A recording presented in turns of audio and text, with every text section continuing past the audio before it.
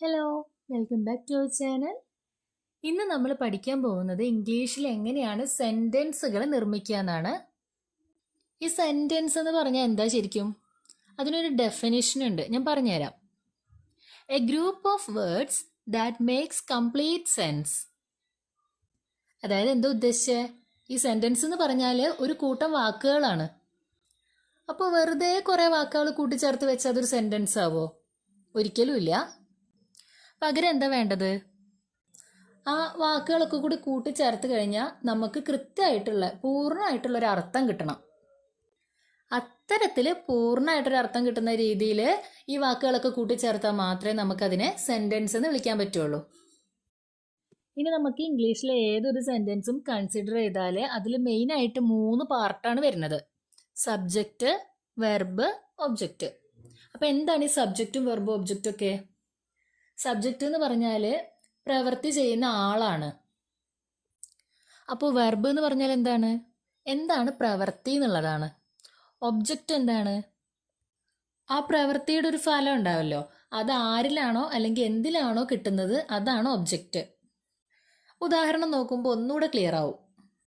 ഇനി നമുക്ക് സിമ്പിൾ ആയിട്ടുള്ള ഒരു സെന്റൻസ് കൺസിഡർ ചെയ്യാം. അവൾ ചായ കുടിക്കുന്നു. ഇതിനെ എങ്ങനെയാണ് നമ്മൾ ഇംഗ്ലീഷിൽ പറയാ? She drinks tea. അപ്പൊ ഇതിലേതാണ് സബ്ജക്റ്റും ഒബ്ജക്റ്റും വെർബും ഒക്കെ? ഇവിടെ ആരാ പ്രവൃത്തി ചെയ്യുന്നത്? ആരാ ചായ കുടിക്കുന്നത്? ഷീ, അവളാണ് ഇവിടെ ചായ കുടിക്കുന്നത്. അപ്പൊ സബ്ജക്റ്റ് ആരാണ്? അവളാണ്, ഷീ ആണ്. ഇനി അവൾ എന്താണ് ചെയ്യുന്നത്? എന്ത് പ്രവൃത്തിയാണ് ചെയ്യുന്നത്? കുടിക്കുകയാണ് ചെയ്യുന്നത് അല്ലേ? കുടിക്കുക. അപ്പൊ ഇവിടുത്തെ പ്രവൃത്തി എന്താണ്? കുടിക്കുക എന്നുള്ളതാണ്. വെർബ് എന്താണ്? കുടിക്കുക എന്നുള്ളതാണ്. ഡ്രിങ്ക്സ് എന്നുള്ളതാണ് ഇവിടുത്തെ വെർബ്.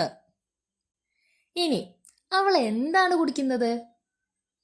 ടീ ആണ് കുടിക്കുന്നത്, ചായയാണ് കുടിക്കുന്നത്. അപ്പൊ ഇവിടുത്തെ ഒബ്ജക്റ്റ് എന്താണ്? ടീ ആണ്. അപ്പൊ ഇത്രയും മനസ്സിലായില്ലേ? അവൾ ചായ കുടിക്കുന്നു. ഇതിന് നമ്മൾ ഇംഗ്ലീഷിൽ എങ്ങനെയാ പറഞ്ഞേ?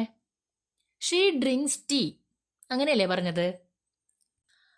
അപ്പോ ഞാൻ ചായ കുടിക്കുന്നു എന്നുള്ളതിന് എങ്ങനെയാ പറയാ? ഐ ഡ്രിങ്ക്സ് ടീ എന്ന് പറയാം അല്ലേ? അങ്ങനെ പറയോ? അങ്ങനെ പറയാൻ പാടില്ല. അങ്ങനെ പറഞ്ഞത് തെറ്റാണ്. ഐ ഡ്രിങ്ക് ടീ എന്നാണ് പറയാ. അപ്പൊ ഈ ഡ്രിങ്കും ഡ്രിങ്ക്സും, അതായത് ബേസ് ഫോമും ബേസ് ഫോമിന്റെ കൂടെ ഒരു എസ്സും വരുന്നത് എപ്പോഴാ? ഇനി നമുക്ക് അത് നോക്കാം. പ്ലൂരൽ സബ്ജക്റ്റിന്റെ കൂടെയാണ് നമ്മൾ ഈ വെർബൊക്കെ യൂസ് ചെയ്യുന്നതെന്നുണ്ടെങ്കിൽ നമ്മൾ എന്താ പറയാ? ബേസ് ഫോം മാത്രമേ പറയുള്ളൂ. ഇപ്പൊ ഡ്രിങ്കിന്റെ കേസ് ആണെന്നുണ്ടെങ്കിൽ ഡ്രിങ്ക് എന്ന് മാത്രമേ പറയുള്ളൂ. അപ്പൊ ഈ പ്ലൂരൽ സബ്ജക്റ്റുകൾ ഏതൊക്കെയാ? I, you, they, we. ഇതൊക്കെ പ്ലൂരൽ സബ്ജക്റ്റുകളാണ്. അപ്പൊ ഇതിന്റെ കൂടെയൊക്കെ നമ്മൾ വെർബ് ഉപയോഗിക്കുമ്പോൾ എസ് ഒന്നും വേണ്ട, വെറുതെ ആ ബേസ് ആയിട്ടുള്ള വെർബിന്റെ ഫോം മാത്രം യൂസ് ചെയ്താൽ മതി. ഉദാഹരണത്തിന് I drink, they walk, we go. ഇതൊക്കെ വെർബിന്റെ ബേസ് ഫോമുകളാണ്: ഡ്രിങ്ക്, വാക്ക്, ഗോ. ഇനി സബ്ജക്റ്റ് സിംഗുലർ ആണെന്നിരിക്കട്ടെ, അതിന്റെ കൂടെ നമ്മൾ വെർബ് യൂസ് ചെയ്യുമ്പോൾ ശ്രദ്ധിക്കേണ്ടത്, വെർബിന്റെ ബേസ് ഫോം ഉണ്ടല്ലോ, അതിന്റെ കൂടെ ഒരു എസ്സും കൂടി നമ്മൾ ആഡ് ചെയ്യാറുണ്ട്. അതിനു മുന്നേ സിംഗുലർ സബ്ജക്റ്റുകൾ ഏതൊക്കെയാന്ന് അറിയാത്തവർക്ക് ഹി, ഷീ, ഇറ്റ്, പിന്നെ ഏതെങ്കിലും പേര്, ഇപ്പൊ മീര, രാമു, ഇങ്ങനത്തെ പേരുകളൊക്കെ ഉണ്ടല്ലോ, അതൊക്കെ സിംഗുലർ സബ്ജക്റ്റുകളാണ്. ഈ സിംഗുലർ സബ്ജക്റ്റുകൾ വരുമ്പോൾ അതിന്റെ കൂടെ വെർബ് നമ്മൾ യൂസ് ചെയ്യേണ്ടത് എസ് ചേർത്തിട്ടാണ്. ഉദാഹരണത്തിന് she walks, it makes, Meera drinks, he goes. ഈ ഗോസ് എന്ന് പറയുമ്പോൾ ഗോ എന്ന് പറഞ്ഞ ജിഒ ആണല്ലോ. അപ്പൊ GO അതിന്റെ കൂടെ ഒരു എസ്, അങ്ങനെയല്ല ഇടേണ്ടത്. GOES, അങ്ങനെയാണ് ഗോസ് എന്ന് എഴുതുക. ഇനി നമുക്കൊരു 5 എക്സാമ്പിൾസ് നോക്കാം. ഇതിൽ ഏതൊക്കെയാണ് സബ്ജക്റ്റ് വരുന്നത്, വെർബ് വരുന്നത്, ഒബ്ജക്റ്റ് വരുന്നതെന്നൊന്ന് നമുക്ക് ഡിസ്കസ് ചെയ്യാം. I read A book. ഞാനൊരു ബുക്ക് വായിക്കുന്നു. ഇതിൽ സബ്ജക്റ്റ് ഏതാ? ആരാ ബുക്ക് വായിക്കുന്നത്? ഞാനാണ്. അപ്പൊ ഇതിൽ ഐ ആണ് സബ്ജക്റ്റ് ആയിട്ട് വരുന്നത്. എന്താ ചെയ്യുന്നത്? അവിടെ എന്താ പ്രവൃത്തി നടക്കുന്നത്? വായന എന്നുള്ളതല്ലേ നടക്കുന്നേ. അപ്പൊ റീഡ് എന്നുള്ളതാണ് അവിടുത്തെ വെർബ്. ഇനി എന്താണ് വായിക്കുന്നത്? എ ബുക്ക്, ഒരു ബുക്കാണ് വായിക്കുന്നത്. അപ്പോൾ എ ബുക്ക് എന്നുള്ളതാണ് ഒബ്ജക്റ്റ് ആയിട്ട് വരുന്നത്. അടുത്തൊരു ഉദാഹരണം നോക്കാം. She Eats ice cream. അപ്പോൾ ഇവിടെ സബ്ജക്റ്റ് ആയിട്ട് വരുന്നത് ആരാണ്? ഷീ ആണ്. പ്രവൃത്തി ചെയ്യുന്നത് ഷീ ആണ്. ഐസ്ക്രീം കഴിക്കുന്നത് ഷീ ആണ്. അപ്പോൾ സബ്ജക്റ്റ് ആരാ? ഷീ തന്നെ. ഇനി എന്താണ് ചെയ്യുന്നത്? കഴിക്കുകയാണ് ചെയ്യുന്നത്. അപ്പോൾ ഈറ്റ്സ് ആണ് അവിടെ വെർബായിട്ട് വരുന്നത്. എന്താ കഴിക്കുന്നത്? ഐസ്ക്രീമാണ് കഴിക്കുന്നത്. അപ്പോൾ ഐസ്ക്രീം എന്നുള്ളതാണ് അവിടെ ഒബ്ജക്റ്റ്. മറ്റൊരു എക്സാമ്പിൾ നോക്കാം. He rights A letter. അപ്പോൾ ഇവിടെ പ്രവൃത്തി ചെയ്യുന്നത് ആരാ? ലെറ്റർ എഴുതിക്കൊണ്ടിരിക്കുന്ന ആരാ? ഹി ആണ്, അവനാണ്. അപ്പോൾ ഹി എന്നുള്ളതാണ് ഇവിടെ സബ്ജക്റ്റ്. എന്താണ് ചെയ്തുകൊണ്ടിരിക്കുന്നത്? റൈറ്റ്, അതായത് എഴുതിക്കൊണ്ടിരിക്കുകയാണ്. അപ്പോൾ റൈറ്റ്സ് എന്നുള്ളതാണ് ഇവിടെ വെർബായിട്ട് വരുന്നത്. എന്താ എഴുതുന്നേ? എ ലെറ്റർ, ഒരു കത്താണ് എഴുതുന്നത്. അപ്പോൾ എ ലെറ്റർ എന്നുള്ളതാണ് ഇവിടെ ഒബ്ജക്റ്റ് ആയിട്ട് വരുന്നത്. They clean the room. അവർ റൂം വൃത്തിയാക്കുന്നു. ഇവിടെ ആരാണ് വൃത്തിയാക്കിക്കൊണ്ടിരിക്കുന്നത്? ദേ, അവർ. അപ്പോൾ ദേ എന്നുള്ളതാണ് ഇവിടെ സബ്ജക്റ്റ്. എന്താണ് അവർ ചെയ്തുകൊണ്ടിരിക്കുന്നത്? ക്ലീൻ, വൃത്തിയാക്കിക്കൊണ്ടിരിക്കുകയാണ്. അപ്പോൾ ഇവിടെ ക്ലീൻ എന്നുള്ളതാണ് വെർബ്. അവരെന്താണ് ക്ലീൻ ചെയ്യുന്നത്? The room. അപ്പോൾ ദ റൂം എന്നുള്ളതാണ് അവിടെ ഒബ്ജക്റ്റ് ആയിട്ട് വരുന്നത്. Ravi paints A picture. ഇവിടെ പിക്ചർ വരച്ചുകൊണ്ടിരിക്കുന്നത് അല്ലെങ്കിൽ പിക്ചർ പെയിന്റ് ചെയ്തുകൊണ്ടിരിക്കുന്ന ആരാണ്? രവിയാണ്. പ്രവൃത്തി ചെയ്യുന്ന ആള് രവിയാണ്. അപ്പൊ രവി എന്താണ്? ഇവിടെ സബ്ജക്റ്റ് ആണ്. എന്താണ് ചെയ്തുകൊണ്ടിരിക്കുന്നത്? പെയിന്റ് ചെയ്തുകൊണ്ടിരിക്കുകയാണല്ലേ.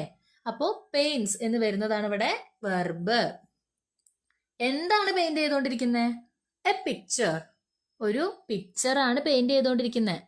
അപ്പൊ ഇവിടെ ഒബ്ജക്റ്റ് എന്താ വരുന്നത്? A picture. ഈ ഉദാഹരണങ്ങളൊക്കെ നിങ്ങൾക്ക് ക്ലിയർ അല്ലേ?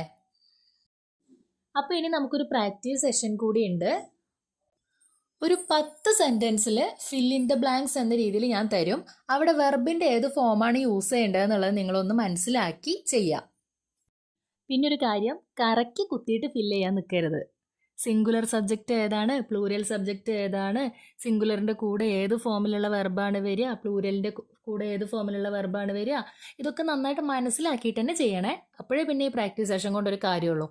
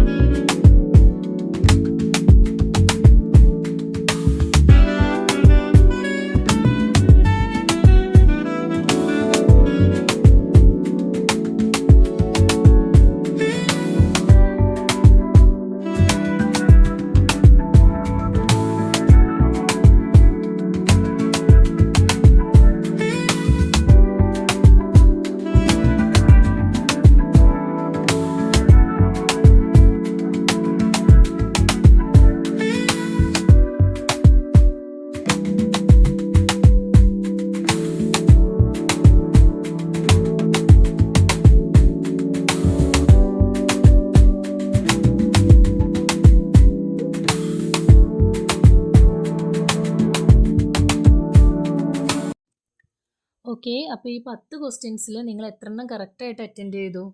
ഇത് വളരെ സിമ്പിൾ അല്ലേ? അപ്പോൾ ഇന്ന് നമ്മൾ കണ്ടത് സിമ്പിൾ പ്രസൻറ്റ് ടെൻസിൽ എങ്ങനെയാണ് സെൻറ്റൻസുകൾ ഫോം ചെയ്യുക എന്നുള്ളതാണ്. നിങ്ങൾക്ക് ഈ വീഡിയോ ഇഷ്ടമായെങ്കിൽ എല്ലാവരും ലൈക്ക് ചെയ്യുക, ഷെയർ ചെയ്യുക, സബ്സ്ക്രൈബ് ചെയ്യുക. കൂടുതൽ ടെൻസിലുള്ള സെൻറ്റൻസ് മേക്കിങ്ങുമായിട്ട് നമ്മൾ വീണ്ടും കാണും. ബൈ.